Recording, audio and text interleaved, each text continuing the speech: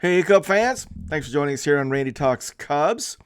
Cubs take the series over the Pirates with a 5-4 win today in 10 innings, and that ups our record now to 24-17 as we head into Atlanta for a big three-game series first part of this week. It was a rough go. We got 2 runs in the second inning on a 2-run home run by Christopher Morel. And that was it. We didn't get anything done until the 3 runs we got in the 10th inning. And yeah, there was a lot of, I'm going to call it sort of bad luck. We hit a bunch of balls that were hit hard that were either right at somebody or the Pirates infield or outfield made good plays on it. I actually started making little tick marks in my score sheet, and I came up with about 7 of them that I thought were really hit hard. In fact, in the 4th inning, we didn't score, but Morel leads off with a line drive single. Wizzy follows him with a line drive single. So we got 2 on and nobody out. Both those balls were hit a ton. And then Talk lines out to left hard. Hap lines out to left hard. And Madrigal lines out to the third baseman, line shot. So in that 4th inning alone, we hit the ball hard 5 times and didn't come away with anything. So that's sort of an example. We had several of those. So it was a frustrating offensive game to watch because of that. We were leaving runners on base, 11 total, and we only went 1 for 12 with runners in scoring position. But a lot of balls were hit hard. So it was just a rough go in terms of scoring some runs. So we got the 2 runs in the 1st inning, and that was it. Then in the 10th inning, we really got bailed out. Patrick Wisdom ended up bailing us out. So we start the inning with Seiya. Seiya had made the last out in the 9th, so he's on second. And Bellinger hits a nice single to left, and Seiya scores. Well, Belly gets caught between first and second, gets into a rundown, and makes an out. So it's like, the way things are in extra innings now, the 1 run is a minimum. You really need 2. And for him to get caught off in that scenario was a really huge mistake. But fortunately, we got bailed out because Patrick Wisdom hit a monster home run to dead center field off of Roldis Chapman to give us that extra run. And then Talk walked, PCA came in and got a hit, line drive. Madrigal walked, and then Talk scores on a pass ball. So that's how we got the 3rd run. So Wizzy's home run was critical to kind of get us going, and then that 3rd run in the 10th was huge. So, Patrick Wisdom really had a nice night. Patrick 3 for 4 with that home run. Played actually a good first base. I was really happy with how Wizzy looked at first, but he's hitting over 300 now and really looking good. So Patrick Wisdom may be a little bit of a boost for us moving forward. He looks like he might be on the start of a heater. Nico led off. He went 1 for 2, but he walked 3 times and scored. Seiya Suzuki went 0 for 5. But he was probably the one that was victimized the most. He hit the ball hard 3 times for outs. So Seiya actually looked really good today, just didn't get anything to show for it. Belly went 1 for 5, had that RBI single in the 10th that we desperately needed. He lined out to shortstop in the 7th, hit the ball hard. Christopher Morel went 2 for 4. He had the 2-run shot in the 1st inning, line drive single in the 4th, and hit the ball hard, line drive to the shortstop in the 8th. So Christopher hit the ball hard today. 2 RBIs, a run scored. Talk went 0 for 4, walked in the 10th and scored. Ian Happ came in. If you hadn't heard this, I think you'll like it. Ian Happ came into the game today with a 61-game reach streak against the Pirates, dating back to 2018. So Ian Happ has reached base on every game against the Pirates, 61 straight coming into today, and that streak was in jeopardy until his last at bat in the 9th when he smokes a ringing double, 1 hops the right field wall. So he extends his streak to 62 games, and in that 9th inning gets us started. So Ian Happ. Madrigal went 0 for 3, got hit by a pitch and walked once. Miguel Amaya went 0 for 3. He lined out hard to the right fielder in the 5th inning, so he did hit the ball hard. Bush came in and pinch hit, struck out looking in the 9th, and Mastroboni got an at-bat in the 10th. He flew out to left field. We finished up with Madrigal at 3rd, Nico at short, and Mastroboni at 2nd. PCA in center with Talk moving to left field and Belly over to right. So that's how the defense lined up at the end. And we emptied the bench because we pinch hit for Amaya with Bush, and then Gomes had to come in. So we used everything we had to hold this thing off. So that's how it went offensively. Let's talk a little bit about the pitchers. I want to talk about Hendricks because we didn't know this time yesterday that he was going to be starting. After the game yesterday, it was listed to be determined. Then, a few hours later, I saw it was posted that Hendricks was getting the start. And I know when we all saw that, we were questioning, like, how do I feel about that? I'm like, oh man, what's it going to be? And going into this game, you ask yourself, what is it going to take for Kyle Hendricks to be successful? And the answer is really kind of simple. He has to have impeccable command. Not just good command. He has to put it exactly where he wants it. And what I mean by that, he's got to put it out of the strike zone, but just off. He's got to be around the strike zone, just off the strike zone. His stuff just doesn't play in the middle of the zone.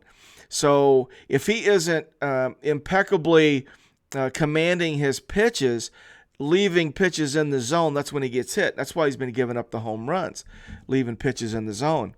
So that's exactly what he was able to do today. He goes 5 innings today, just gives up 2 hits, 1 run, walked 4, struck out 5, gave up a 1 home run to O'Neal Cruz, who in the 4th inning hit a towering job over the 21-foot wall in right field.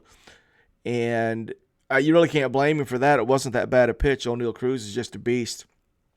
So he just did a good job of not missing in the zone. That's what he didn't do. He just didn't leave anything in the zone where Pirate hitters could get to it.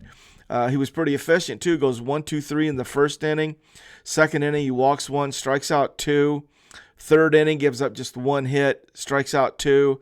4th inning gave up the leadoff home run to O'Neal Cruz. Ends up walking a couple and getting out of it. 5th inning, same thing, walked 1 and got out of it. So he wasn't like lights out with the 4 walks, but he wasn't missing in the zone. I think he was so cautious. That's the way it looked to me. He wasn't giving in. That's why he walked 4 guys. He just didn't give in. And it just struck me there. That's what he did. He refused to give in any way, shape, or form. So he walks 4. And there was one at bat that it was just sort of an example of that. First 5 or 6 pitches, he's off the strike zone about the same, like an inch or 2, just off 4 or 5 pitches in a row. And then he gets the Pirate hitter looking at a fastball that just clips the inside corner.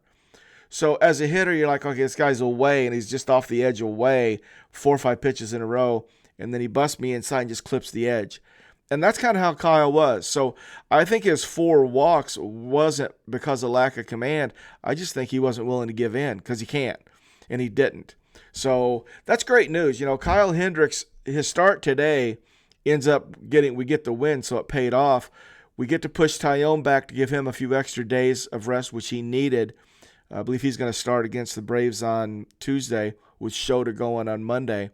So that's all good. Now, I don't know if he has to be that good with his command to be successful. That could be hard to sustain. We'll have to see. But Kyle Hendricks was pretty much what Kyle Hendricks has been today, and that was good to see. Lovelady comes in the 6th inning, gets Cruz to pop up to Nico at shortstop. Then Connor Joe hammers a double to left center, and Sawinski singled behind him. So they pulled Lovelady for Colton Brewer. Brewer comes in with runners on 1st and 3rd, 1 out in the 6th. Triolo was up. Sawinski, who was on 1st, steals 2nd. So now it's 2nd and 3rd. And Triolo hits a sac fly to Talk in right. Talk made a play on it, and it was really shallow right, and he was coming in, but the ball was toward the right field line, so Talk had to come in a little bit on an angle, and because he was on the angle, he couldn't quite make a good solid throw. The throw beat Connor Joe by probably, I don't know, 4 or 5 steps, but it was up the line about 10 feet because he just couldn't make an accurate throw. He had a chance to get him and didn't. And I'm not blaming Talk. It was tough. He was, like I said, he was running in hard, but he was running toward the line. So his momentum was kind of moving laterally, but it was a close play. So in the 7th inning, Colton Brewer walked Bart to lead off the inning. Williams singled. He struck out Kutch. So now he gets pulled for Mark Leiter Jr. Mark Jr. hasn't pitched for a while. It's been several days, so they're trying to give him some rest, looking long term. So Mark Leiter Jr. comes in the 7th, runners on first and second, 1 out, and it takes him 3 pitches to get 2 outs. 3 pitches, 3 strikes, and we're out of the inning. Mark Leiter Jr. He's awesome. He comes in the 8th, strikes out or gets Connor Joe to pop out to first to Wizzy, Sawinski to K, and he gets Triolo looking. And so Mark Leiter Jr., an inning and 2/3, 2 strikeouts, nothing doing. His ERA, guys, is .53. Mark Leiter Jr. Took him 14 pitches to get out of it. I mean, you start to expect it. He's really kind of on a run here. 9th inning, I guess Heart Attack Hector did not disappoint. And if not for Nico's diving stop on an infield single, Hector loses that game. Nico Horner saved Hector from giving up a run in the 9th and us watching the Pirates walk off with the game and the series. So Nico Horner, diving stop, keeping the ball in the infield. So Hector comes in, he strikes out Roddy Telez. Then Bart singles on I'll call it a slow roller, infield roller hit. It got through past Madrigal, and Horner, by the time he got in, it was just too late. Hector called on a balk while Olivares was hitting, so Bart to second. And then Olivares hit that single. So Bart was on second base when Olivares singled, and Nico dove to his right. I mean, full out, laid out dive to keep the ball from going into left field. Otherwise, Bart would have scored. Game would have been over. So Kutch is up first and third. They end up stealing the base. Second and third, they walk Kutch intentionally. So now we're loaded. This is Hector. It's so great. Bases are loaded. 1 out. Tie game with Reynolds up. Hector gets Reynolds to sort of top one back to him. He goes home to Gomes to get the force out and real close to turning the 1-2-3 double play, but Reynolds beat it. So now you got Cruz up, bases loaded, Cruz is up, he goes full. Hector, it's like he's doing it on purpose. Full count, Cruz is up, and he gets O'Neill Cruz to fly out to belly and left in right field. So, Heart Attack Hector, he did it again, but he got out of it, didn't give anything up. Then Adbert came in at this point because remember we got the 3 runs in the 10th inning, so we got a 3-run cushion going into the 10th inning. So Adbert is in, and his second pitch, Connor Joe hits a 2-run homer to left field. Now we're up 1, and it's on. Adbert walks Sawinski. Mound visit. What are we going to do?